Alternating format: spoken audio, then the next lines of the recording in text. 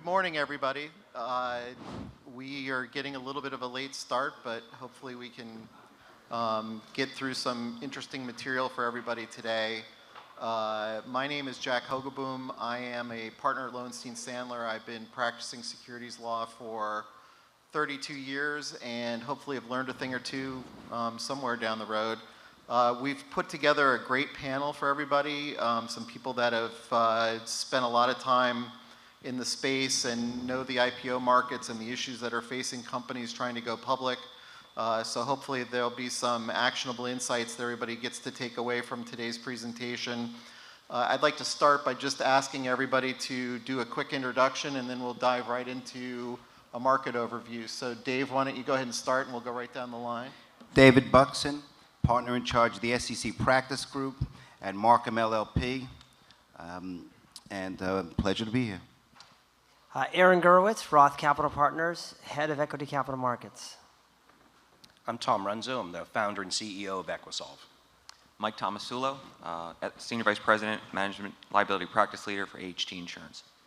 Andy Hall with NASDAQ New Listings, been on the New Listings team since 2007.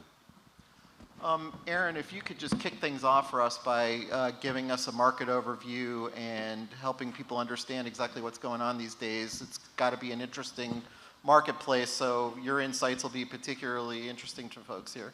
Great, thanks, Jack. I think I'm going to stand up there if that's okay to run through this. Do you need a mic? Yeah, this works great. Thank you. So if you could just load the slides up. I'll just run through the IPO market as I see it, and I think most of you are pretty familiar with what's going on, but I'll go through it quickly, and then we can jump into the panel. So if you could just flip to the next slides. The market is, as you know, very positive right now. It's the strongest start to the US IPO in 3 years. Everyone has been looking at Snap and how that's performed. It's had a great first day performance of 44%. And still seems to be trading well. It's built a lot of momentum in the IPO market, as well as a lot of the discussions about the industrial sectors and the accelerated growth for infrastructure and spending, tax cuts. That's all increased all of the awareness and all of the interest in the IPO market. When we think about what's driving the market and what's going to continue to make it flourish, having a brand name company like Snap go public is obviously key. I think there's a lot of companies waiting in the wings to see what happens. They're on file. They're seeing how that stock trades. And then shortly after that, they start coming out of the wings. And it doesn't happen overnight. This is a brief just kind of summary of what's going on so far this year. There's been 19 IPOs that have priced this year, raising over $19 billion. The thing that really shows how the IPO market is doing is the aftermarket performance. So on average this year, it's been 7.7%. If you think about that, that's going to drive additional interest. It's going to drive additional investors to want to participate in these offerings. And the nice thing about it is there's just not one sector that's driving this performance.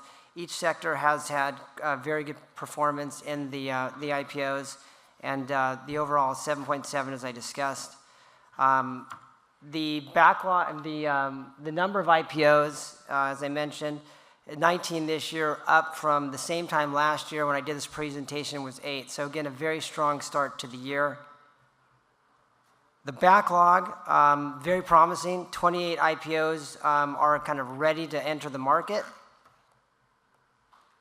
And the nice thing about the backlog is in years past, what we've seen, the biggest part of the backlog has been healthcare. This year, it's a nice mix of all sectors looking to get into the market. So here's the landscape. This is really what I kind of think about. Back in the 90s, if you think about the number of IPOs that went public every year, there was about 500 IPOs every year going public. And back then, there was over 10,000 companies. And on the NASDAQ, the NYSE, and the Amex. And then that changed quite a bit, and what we saw was the IPO market dropped to like 150 a year, so huge drop-off.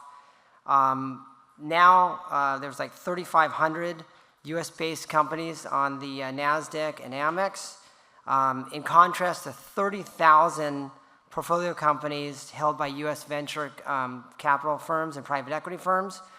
And what's changed is the Jobs Act really helped provide the IPO market back in 2014 to over 200 companies that went public in 2014. We didn't really even pitch an IPO prior to 2014 because it didn't make sense for small cap issuers to go public. Last year there was 111 IPOs. Again, last year at the same time this year, in contrast, let's just think about this. In contrast, there's 8,100 venture capital financing transactions in 2016 that raised over $70 billion.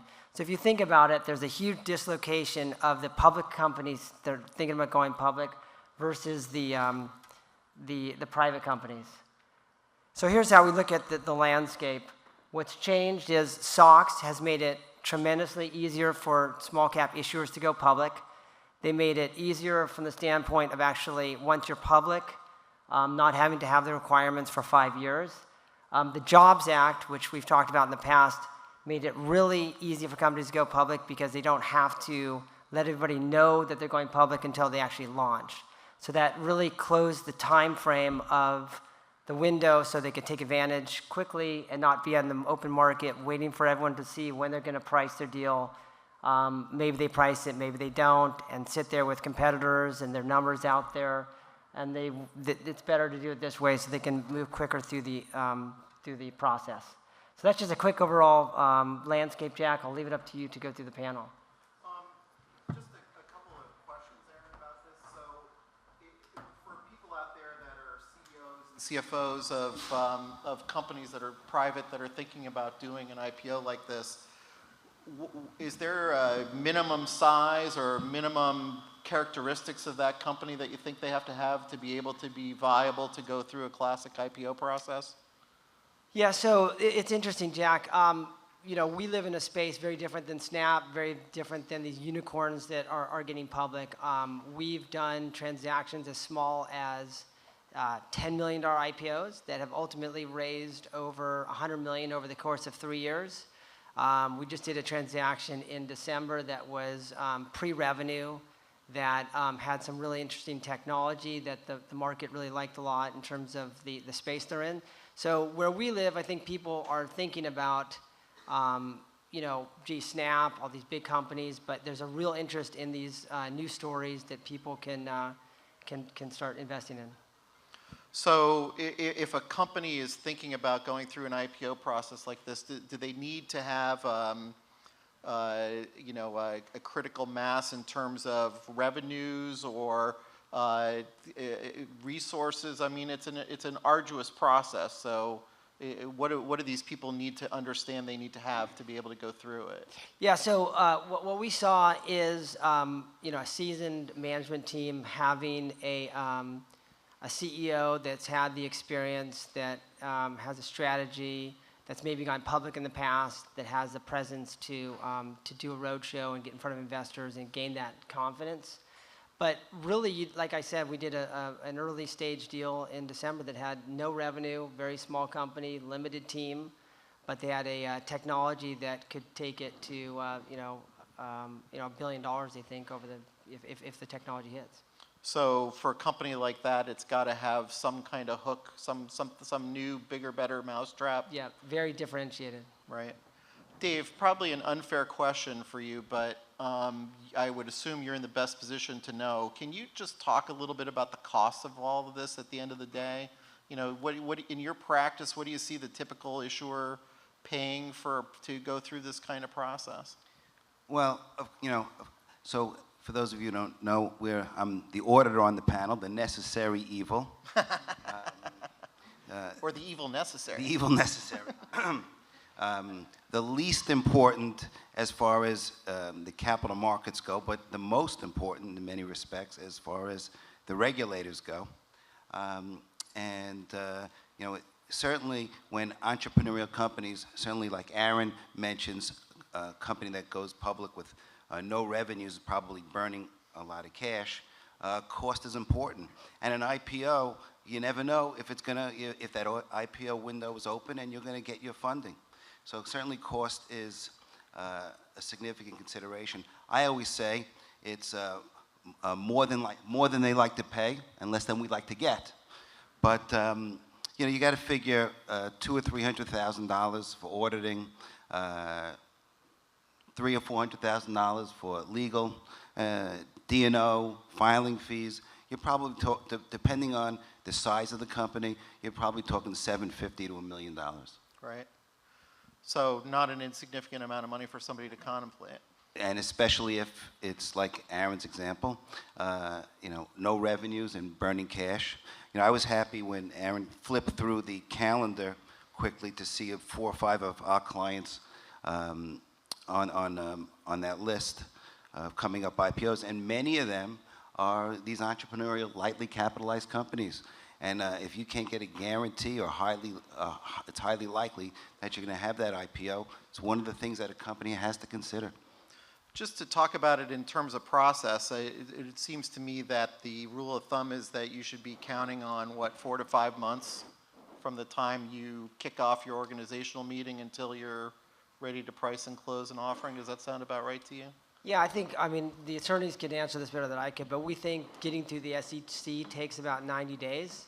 And the nice thing, again, is that the Jobs Act and that timing when you actually go out loud with your offering and letting people know, that condenses the window to 15 days. So we're able to really hit the market very quickly once the whole world knows you're going public. So is it a strategy now for people to go through the process of doing a confidential submission and responding to SEC comments and basically being ready to go, and then waiting until the market dynamics are right before making a public filing? Yeah, absolutely. I think everybody that can will take advantage of doing it confidentially. There's really no reason not to, and kind of getting all the housekeeping and comments out of the way, and then again, giving them the opportunity to take advantage of the market when they want to go. I've heard mixed things about the utility of the testing the waters communications. Some people seem to be big fans of it, and some people think that it's not really particularly useful. Do you have any thoughts about the value of that process? Yeah, so testing the waters, I think the great thing about it is it allows investors that take more time to make decisions, to be able to get up to speed in the company, to do their work. Normally, these roadshows are a week to 2 weeks, so some investors maybe take longer to understand the company and do that process. I think the value of it is really that, and also helping you kind of frame and reshape your story, thinking about questions that you get on the testing the waters. So it's great to take advantage of it, but if it slows up in this environment, the timing of actual doing the IPO, I would skip it and go right to launching out loud and doing a deal. One of the things that I think you guys get criticized for, and by you guys I mean investment bankers generally, not you in specific, is talking about valuation. And I guess the question is, for these companies that are contemplating that, valuation is obviously one of the key considerations, and people seem to frequently have a sense of their own valuation that may not be consistent with where the market thinks they are. And can you just talk a little bit about how you create that expectation of value, and when you ultimately say to somebody, look, this is what we think we can do, and this is what our recommendation for what you should do in terms of setting a range for the deal? Yeah, so we have a very good sense based on the current market conditions of where these transactions we think they should be priced. I mean, ultimately, it's the institutions that price the transaction. So again, the nice thing about it is that you don't actually have to set that range until you file out loud. So we can spend a lot of time thinking and rethinking and look at the market conditions, looking at how comps are trading, looking at other IPOs and how they've traded. And we can spend that time during the quiet filing before we actually have to put the range in there.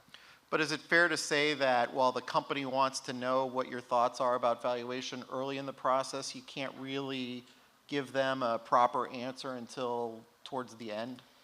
Yeah, we give them our best sense of where it is based upon all the data. But again, you never know until you price. In this current market, I was looking at the data, 11 of the deals priced within the range. I think there was about 5 that priced below the range and 3 that priced above.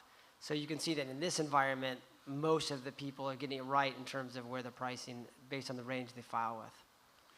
So one of the key things that companies need to understand about this process that sometimes seems to come as a surprise is how rigorous the process is and how well prepared you really need to be able to deal with it in an efficient and effective manner. Most of the time the companies seem to focus on telling their story and wanting to make as compelling a presentation to potential public investors as they can.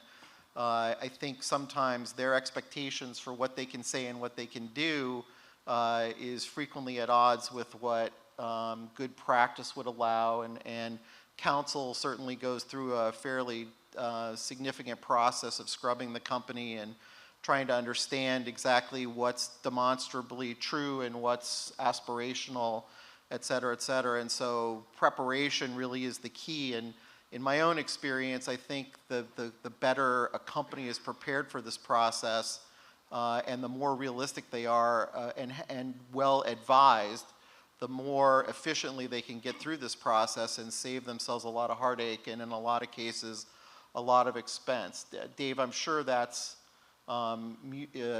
similar to your feelings on the process. Can you talk about it from an accounting perspective in terms of what is involved in the process and what these companies need to be able to do from a financial perspective? Sure. I'll talk about it from a very high level because we have limited time and lots of people to get to. But I would tell you that, of course, for those private companies here that probably had been historically audited under private company auditing standards, when you go public, you have to get audited under the standards of the PCAOB, the Public Company Accounting Oversight Bureau. And when that was founded, they really didn't have a lot of meat behind their regulatory powers.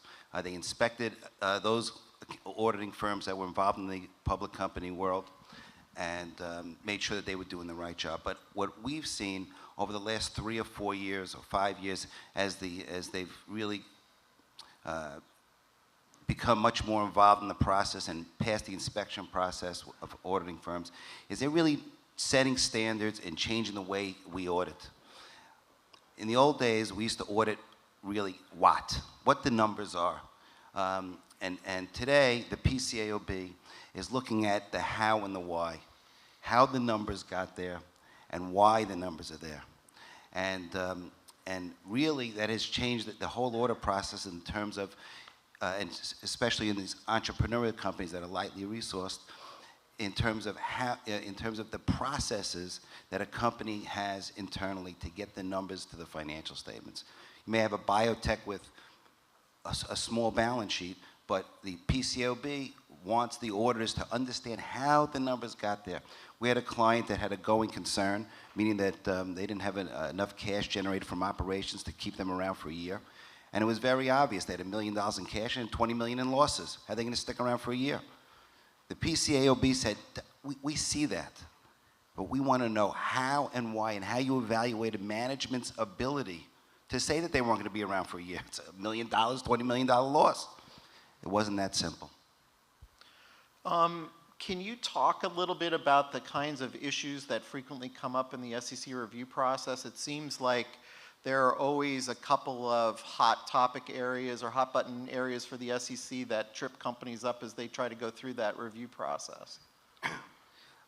One of the things that is kind of tied to what I just said is independence. The SEC and the PCAOB want to make sure your auditor is independent. So the things that we used to be able to do before Sarbanes-Oxley, whether it's drafting financial statements or helping with the tax provision, we can't do anymore. And everyone is always concerned that the company is able to do that stuff and evaluate those things on their own. Secondly, in terms of accounting types of issues that we see, the toughest part for a small entrepreneurial company to get through an audit is inventory, because they generally don't maintain inventory records. And we have to do 2 years of audited financial statements. And we've got to be able to trace back that inventory all the way to the opening balance sheet. So that's one that's always very difficult if a company maintains inventory. Related party transactions. You know, sometimes when a company's founded, they don't realize it, and a lot of the stuff is coming out of their pockets, and all this stuff has to be accounted for and disclosed. Revenue recognition. You know, how companies are recognizing their revenues, not just about what shows up in QuickBooks. It's about you know, matching the revenue to the delivery of goods and services. Stock-based compensation. How a company is valuing the options that they're giving out, the stock that they're giving out, the founder's stock that when everybody you know, started the company. So these are some of the issues that we see frequently. I see a number of my colleagues out there, and I assume they all share this dream with me, the ideal IPO where you walk in and at the organizational meeting, the company hands Underwriters Council a draft of a registration statement and all of the backup material for all the statements that are there, and everything is backed up and demonstrated and perfectly drafted with the right cautionary language, et cetera, et cetera. Unfortunately, that dream has never come to reality. And so I don't want to spend too much time talking about the legal side of this because it kind of dominates the process from start to finish. But from our perspective, it's all about a few things. It's getting your house in order, making sure that your minutes are up to date and accurate, that you've got documentation for the approval of all of the stock options that have been granted, whatever other awards have been made, and making sure that that the statements that you've put into your draft registration statement are fact-based, and to the extent that they're based on third-party statistics, that there's actual backup materials that justify the information. And it's interesting, I find that companies sometimes tend to try to oversell, and they, especially when it comes to things like market size or the market opportunity, you know, in my conversations with the banks, they always say that if the market's big, that's good enough to sell the deal. People seem to go through these incredible exercises where they're trying to basically project what their specific market is going to be and make a dynamic revenue projection based on their theoretical entry into a market at a price point that they think is reasonable but there's no market check, there's no actual reality. And it can be frustrating because from a business planning perspective, they put a tremendous amount of time and thought into those kinds of exercises. But from a prospectus disclosure perspective, that kind of information almost can never be included in a prospectus, and it's really not necessary to sell the deal. The other thing that I find is people come up with these incredible strategies. You know, they go on for 15 or 20 pages about how they're going to attack the marketplace and what they're going to do and how they're going to phase their rollout to a market, and almost none of that is really necessary to be included in a registration statement. And I've had awkward conversations with CEOs about the fact that while that document may be an incredibly important planning tool for them, it's not appropriate prospectus disclosure, and it's not something that needs to be included. And there's no reason at the end of the day that document that you're preparing is a liability document. It's really not intended to be a sales document. I think it's fair to say, Aaron, don't you agree that most of the time the marketing is done off of the roadshow presentation and not the prospectus? Yeah, absolutely. In terms of the documentation, the marketing side of it is done on the roadshow presentation. The prospectus, the summary, the box that they talk about is very important. And I mean, I agree with you, Jack, that if you can't get the market data for that addressable market and size of market, you know, don't put it in there if you can't get it and get comfortable with it. It is helpful, though, from a market standpoint, to give people some frame of reference on how big that market is. Sure, but demonstrating the market's big is good enough, right? You don't have to prove exactly what your share of that market or what your projected revenues are going to be. That's correct. Just to let them know the size of the market in total is probably enough. So just a quick comment before we include some of the other panelists. I mean, the importance here is to have the right team in place, and you need to have competent counsel who has been through the process and understands what the lay of the land is and what can be said and what can't be said. A really good company counsel can prepare the company for a process that's so much more smooth than what you would experience if your counsel isn't strong and isn't willing to provide proper advice to their client. Same thing with respect to the accountants. You know, you have to have your financial house in order. You have to have had the discussions and gone through the processes that you need to have so that when the inevitable SEC comment comes up about your revenue recognition policy, you're ready to have a compelling answer, and it's a one and done kind of response. So I know people are out there talking to lawyers, talking to accountants.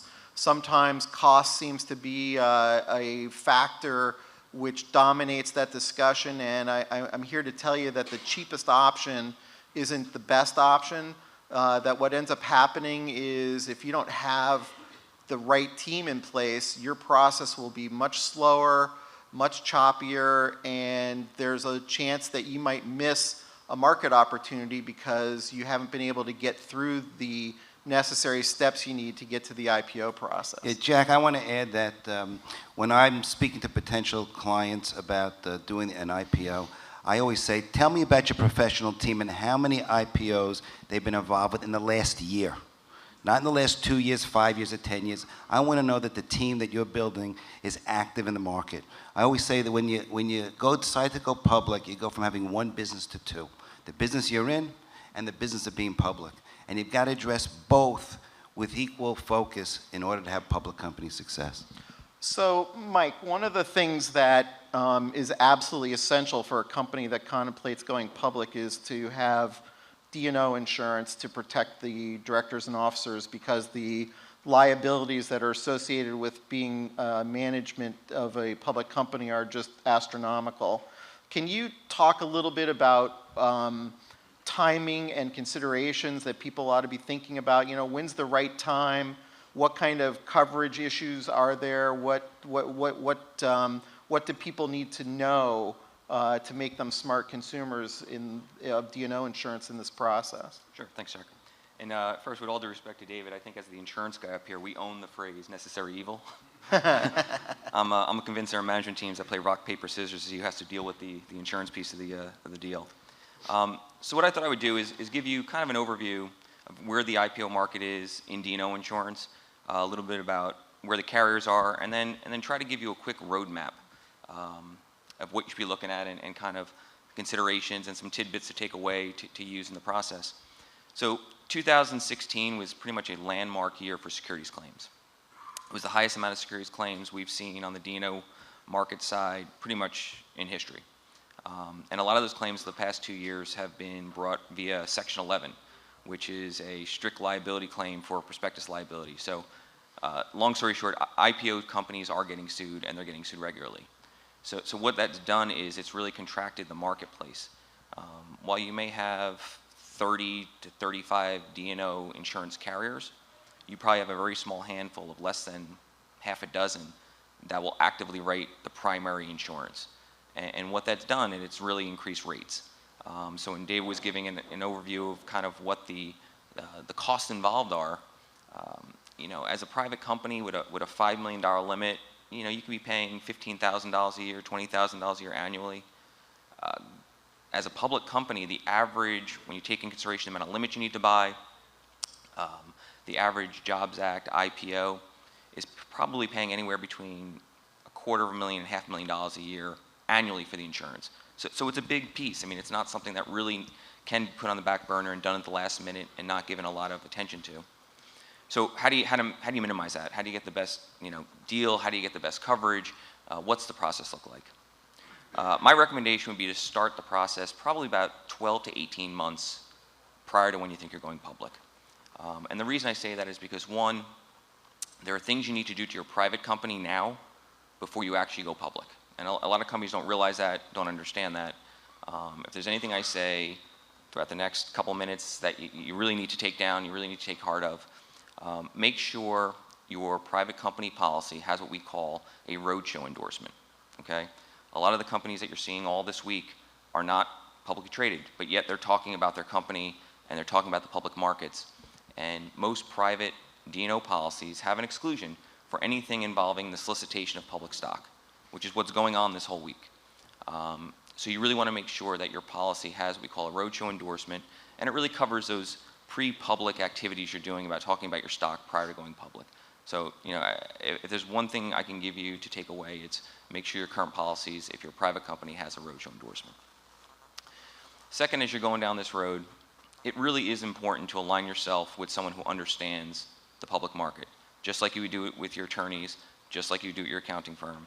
And I get it doing this for 20 years, that it is a very relationship-driven business. So everyone's got an insurance guy, right? We're all guys. We've all got a guy that does insurance. The problem is, many times companies don't vet their insurance guy to understand if they understand the public marketplace or taking companies public. You know, you wouldn't use a buddy who works at Jacoby & Myers to do your securities litigation, right? I mean, so there are specializations in the marketplace, you know. You know, if you go to H&R Block to do your audit, you know, they could be in trouble. So really make sure, you know, vet out the individual you're using or the firm you're using, that they have some experience in the space, because it really is important. Part of that process will be to do a roadshow, what we call an insurance roadshow. Typically when we have a company that is going public, we host a meeting in New York City with 25, 30 insurance carriers. Because it's very, very important, especially at the IPO stage, to get in front of the insurance carriers, okay? I know that's not done a lot, and companies aren't used to meeting with their insurance providers or their insurance carriers, but these are individuals that are going to be writing checks for $20, $30, $40 million in the event of a claim. And it's really important to have a relationship with these guys. Secondly, as well as brokers do in getting to know the companies, there is no broker alive that is going to be as passionate about telling your story as you are. So it really is important to have you tell your story directly to the insurance carriers yourself. And an in-person setting is always better than sending them an S1 and having them read it for themselves.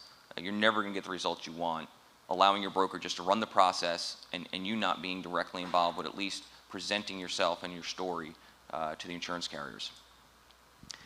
Another question I get a lot is, well, how much in limits do I need? How do you figure that out? You know, I got a board member, he sits on XYZ board, and they say they have 50 million, we don't think we need that much coverage, or whatever it is. So there are definitely two ways to look at it, right? You've got what we call peer benchmarking, and that's looking really at what your other companies your size and your industry and your space are buying, and that's good data. You know, your board members are going to have that data. They're going to know what they're buying, you know, what other companies are buying, and they're going to want to be close to that. But that's only, you know, a small part of the story. What we really like to focus companies on doing is just looking at the securities litigation data. So as a public company, if you were to be sued, how it works is, let's say you're moving along, you're a $500 million market cap company, you go out, the stock drops, you have a 50% market cap loss. The claim is going to be based on the amount of market cap loss, right? So what we encourage companies to do is to really get data on what historical settlements have looked like based on market cap loss. And that'll get you a really good close indication of how much limit you need based on what a claim would look like. And for CFOs in the room, you have a different view than your board members do, right? The CFO wants to get the right amount of coverage but not pay too much, not waste hard dollars. And board members want as much insurance as they can get their hands on. So there is a balance there, and it's good to get that kind of data to be able to balance those two things out. Thanks, Mike. So we made the point before about how important communication is in the IPO process and how important the roadshow is to the marketing of the company. I think companies that are going through this process tend to underestimate the hunger that the investing community has for information about your company once you're public. So having an effective communication strategy is an incredibly important part of the going public process. And Tom, I was hoping that you could talk a little bit about website issues and how the kinds of communication strategies that companies need to have to make sure that they are appropriately communicating with their constituencies once they're public. Sure. Yeah, the communication is really important, and it's something as a private company you're probably not thinking about. And when you think about just the sheer dollar amounts that are being spent on auditors, insurance, and lawyers, you're busy thinking about those things. Those are huge high-ticket items. One of the things that we see commonly, a mistake commonly made, is the company's website won't be reflective of what they're out presenting in their presentations. So there's a disconnect between what they're out presenting and when people are then going back to check it out, it's not there. So we also commonly see that people don't think about it early enough. And if you have an IPO coming up, you need to be thinking about this 6 months in advance, because by the time you do vendor selection and everything, you know, you're a couple months into it because you're busy doing other things, and it takes a few months to get it corrected. So it's one of the things that you probably should think about a lot earlier. And there are requirements, right, about things that you have to include on your website. And can you talk a little bit about those kinds of issues? Because I think that people don't understand when you transition from a private company to a public company, all of a sudden you have to make sure that your website complies with all of the different obligations that you have under both the securities laws and exchange rules. Yeah, there's several things that have to go on. You have SEC requirements, there's exchange rules, and there's also SEC guidance. And it covers a lot of issues of things that are unique to being public, from things as simple as filings, when they have to be there, what formats they have to be in, to, you know, like XBRL, which is around your financials, to nuances, which comes in guidance on, you know, if you have like non-GAAP financials, to how prominent those can be displayed and where they can be displayed in relationship to your GAAP financials. There's requirements for your governance. We commonly see companies making, and you know, I should back up and say, there's a handful of IR website vendors out there, my company being one of them, that can take care of the majority of your compliance needs, and it just goes, you know, it's out of your hair. But there's still some things that you're going to have to do, and that your website vendor is going to have to know about in order to keep you in compliance. Areas where we see common mistakes would be, one of the requirements within the governance, aside from the libraries and so in your board, is we frequently see companies not showing how to communicate irregularities to the audit committee, and it's one of the requirements. You know, so that's where common mistakes are made. We also see common mistakes with entanglement and adoption theories, which is part of the SEC guidance, and that's where something which seems to be insignificant on how you link to content on another website, or what content you link to if you're cherry picking, can make you actually liable for the content. And that's something where, you know, your average website company is not going to understand that. So it's one of those things where, as you're vetting vendors, while it's a much lower cost, it's not as high cost as everything, it's one of the things you need to be prepared for, from not just the compliance side, but the communication side as well, so that you're properly telling your story. And I think people underestimate. I mean, the SEC is going to go on your website and they're going to look at it. And your underwriters council is going to go on there and look at it as well. And if you have a problem with your website that's severe enough, it could basically crater your IPO. So it's important to make sure that you're ahead of the game, and that you've scrubbed all of those materials that are on your website, and that you've got a website that stands up to scrutiny. Yeah, and actually during your banking due diligence, there's certain things that even the bank's going to look for that they have to make sure are in place before they can complete the deal. Also, Jack and I wrote a white paper. It's available back there. It goes into great detail on the website requirements. What if you're in a regulated industry, like a life science company that's going public, that may have a clinical trial going on? Are there unique issues that are relevant to those people that they need to be concerned about? There are. It's a whole other set of requirements. So in the world of things that are looked at by the FDA, or that have to go through IRB, Institutional Review Board approval, there's 3 classifications. There's a corporate website, there's a patient recruitment for clinical trials website, and there's a marketed product website.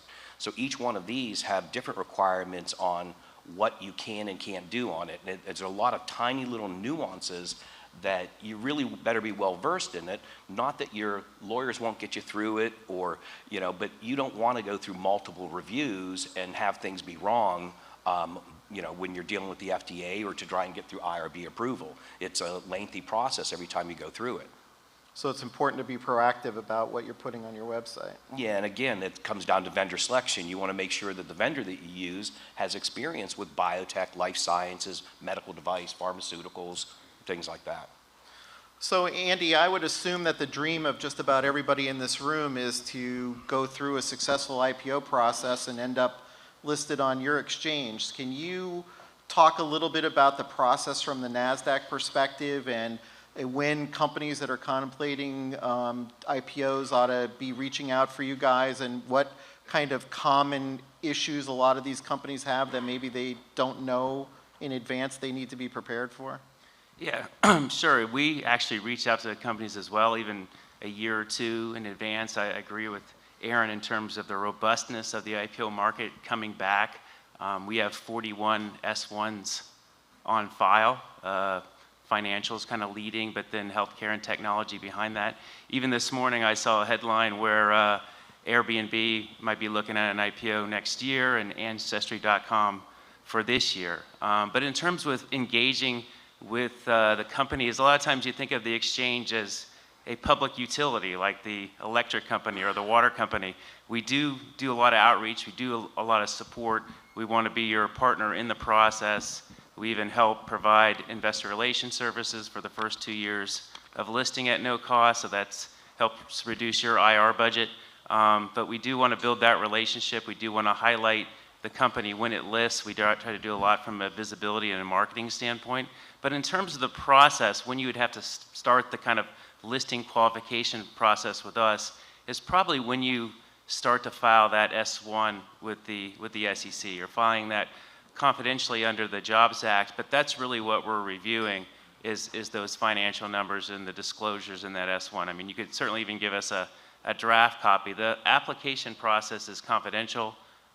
Even within NASDAQ, a small group of people even know that the company has filed. Of course, when you start to rev up for your roadshow and you have to file the S1 publicly, then it's known, and the 41 S1s that I'm speaking of are ones that are in that arena. But yeah, in terms of the process here, we recommend that you give it to us at least 6 weeks before you do the pricing. Oftentimes it's a few months before, but at least 6 weeks. There's a quantitative review and there's a qualitative review. The quantitative is just based upon financial metrics and what the offering price would be. You'd need to do the offering price at above $4 a share. There's a qualitative review that basically does background checks on the officers and the directors. In terms of the independence that's required on the board, there are some phase-in provisions in terms of what you have to have in terms of independence on the board at the time of listing. You need to at least have one independent audit committee member in place. Ultimately, after 90 days, your board composition should be a majority of independents on the board, a fully independent audit committee of 3 members, and an independent nominating and compensation committee. So there might be a situation where you've got a VC or PE member that wants to leave the board after the IPO. You can phase that individual out and add a new board member in, and you have 90 days to do that. Of course, you should be thinking about who that replacement should be beforehand. You want to make sure you have the right person that complements the company and the board. Also, there's a misconception sometimes that people think, well, I've got a board member now that holds 15% of the stock. They're probably not independent. Well, in that case, they might be independent. They might not be able to sit on the audit committee, but they're still looking at the interest of their investments, and they're not an officer, and they could be seen as independent and not as an affiliate. So in terms of looking at the board composition, do that in advance with everything else. And we're engaging with the companies early on in the process. We have market tiers. Sometimes you'll hear this, there's a NASDAQ Global Select, or there's a NASDAQ Global Market, or there's a NASDAQ Capital Market. NASDAQ is NASDAQ. When you put out your press releases, it's NASDAQ : and your symbol. When you say that you're listed on NASDAQ. Oftentimes, CEOs, CFOs will come through our office space. They don't know what tier they're on. The requirements are a little bit lower for the capital market and the global market versus the global select in terms of just the composition of those tiers. The average market cap for a NASDAQ Global Select company is $5 billion, which is pretty high, but we certainly have companies on that market where there are only maybe 200 million market cap, but that the 5 billion is the average. The smaller tier is the global market, and about 220 is the market cap there. And then the smallest tier is the capital markets, is about 120 million is the market cap there. But as I said, it doesn't really matter in terms of the tier. NASDAQ is NASDAQ, and also in terms of blue sky exemption, it applies. The fact that we even have these tiers is just in 2007, the NASDAQ small cap market at the time was awarded the blue sky exemption. So we changed the name to capital market and changed the name of NASDAQ national market to global market.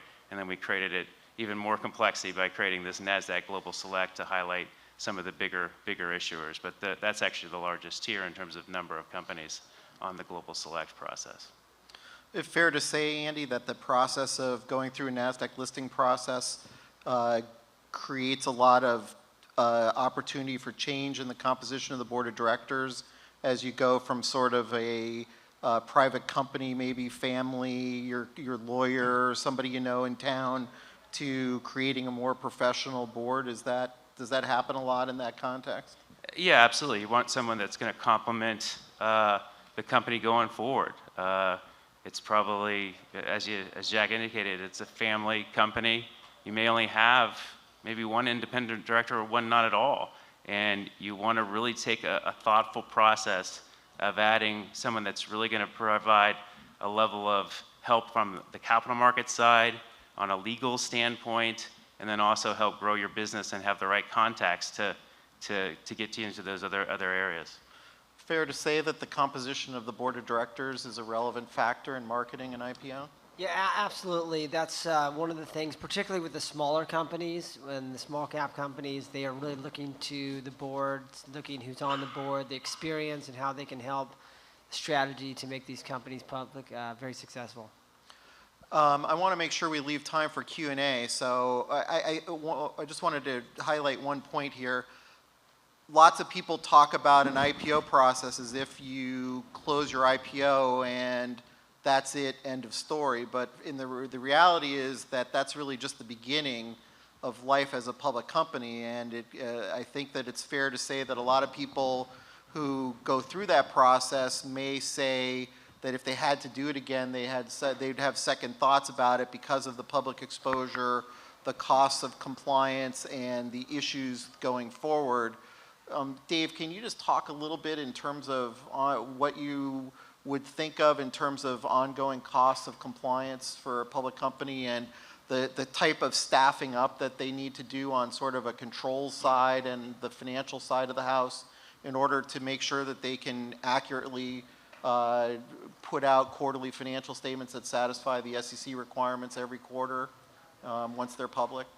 Well, we've highlighted a lot of the costs, and a lot of them is sitting up here, whether it's filing fees or legal or ongoing auditing. But as Jack highlights, the reporting function that a public company must go through is critical, not only, of course, filing timely, which for the Qs and the 10K, which is paramount, but really, in many respects, is the minimum requirement. Getting it right is also minimum and at the maximum highest level that you need to be considerate of. Nothing worse than getting through the IPO process and then having a restatement or not meeting, not reporting revenue or something, and really disappointing investors. So you do need to beef up your reporting staff, and that could certainly, depending upon the size, the scope, the operation, be a significant cost, whether it's adding a reporting CFO or controller, which could be a couple $100,000, to once you become subject to the Sarbanes-Oxley rules, 404B, where you have to report on internal control. That's a whole nother aspect of costs. And not only do the auditors have to report on it, which adds to the audit fees, but you have to be able to document and test these internal controls on your own, and that could add hundreds of thousands of dollars to the cost of being public. Can you just comment on the disasters that befall these companies that aren't adequately prepared? I mean, there's nothing worse, right, than going out after an IPO and and not being able to timely report your first quarterly earnings after that, or having some unexpected miss, that nothing kills the stock faster, right? Yeah, that's a complete disaster, and hopefully it's very avoidable by having the right team and having the process be thought through before you go public. But yeah, you cannot have that happen because it's very hard to recover once it happens, particularly for a brand new IPO company. Right. So I'd like to just open it up to questions. We have a few minutes left. There are a lot of good experts on the panel, so lots of insights, sir. Go ahead, you first. Yeah, there's even a bigger disaster. There's even a bigger disaster. The bigger disaster is you spend all that money to go public. Printing, legal, accounting, auditing, auditing all your years and so on and so forth. Maybe it's $1 million, $500,000, $1.5 million, $2 million. And then the underwriters give you the bad news. They can't take you out. Market conditions have turned, and you're out all that money, and you may never get it back. So, that is a serious risk that a lot of companies underestimate. I mean, it's a fair point, and that's one of the problems with the IPO process is it's all front-end loaded. You don't get your money until the very end of the process. An IPO is definitely not for everybody, and there are, I think, as Aaron's statistics show, the changes in the composition of the marketplace have led to the growth of alternatives to a classic IPO. People were interested in doing reverse mergers for a while. That seems to have died down in the wake of the Jobs Act.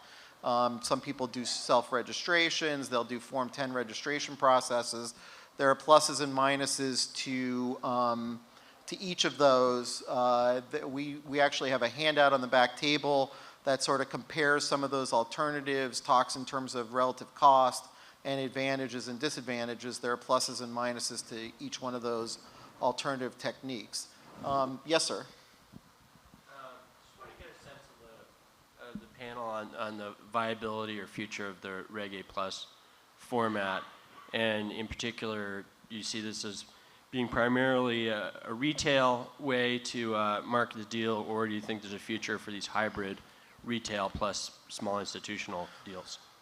So far, I mean, we've worked on a number of Reg A Plus offerings.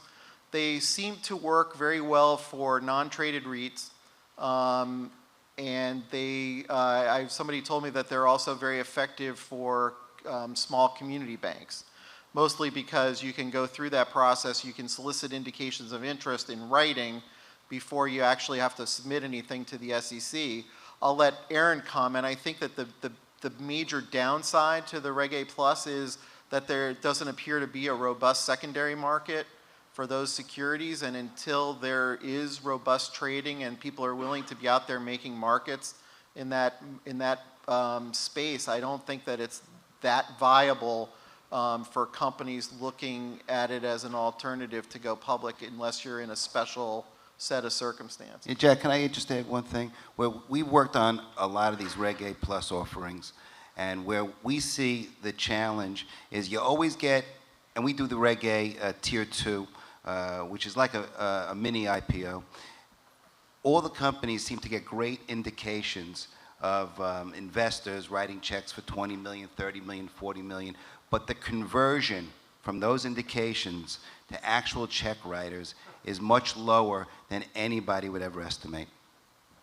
Yeah, I think for a select group of companies, the Reg A Plus does make sense, but if you are institutional kind of quality, what the Jobs Act did in terms of you being in control of when you're going to market, back to Steve's question earlier as well on the Reg A Plus, you can really control and limit that window of getting from out loud to public. And I had another client, one of my successful IPOs, where he was actually missed his numbers and was in the SEC for 2 years confidentially, and then we decided to take it out. So I think they make it a lot easier to do the regular IPO versus the Reg A Plus. Yeah, and we haven't seen it yet. I mean, you can do the Reg A Plus Tier 2 and list right on an exchange. I know that there's some companies that are aiming to do that in the near term if they can place the offering. But essentially, if you file a 8A12B at the closing, you can then list directly on the exchange. I guess the SEC feels there's enough disclosure in that prospectus that meets those standards. And then from that point on, you're NASDAQ listed, so you'd have the secondary market in a liquid market where all the broker-dealers can participate and trade the stock, and then you would start filing your 10Qs and then 10K thereafter. But have you seen anybody actually accomplish it yet? We have not. There's ones that have gotten close, but they haven't been able to close the deal yet. We've had a couple that have raised, not the capital they wanted, but some. But what's interesting is kind of to what Andy said, every time a company goes to getting their registration statement, their Form 1A, what they call qualified, they always say, you know what, I don't know about the OTC markets. Let me think about filing the Form 8A and move right to NASDAQ. All right, we're getting the high sign here. We're out of time. Thanks everybody for sitting and being so patient and listening to what we had to say. We'll hang around outside for a while if anybody has any follow-up questions, and I hope everybody got something, and look forward to a great day here. Hopefully the fog's burned off and we can all enjoy a little California sunshine.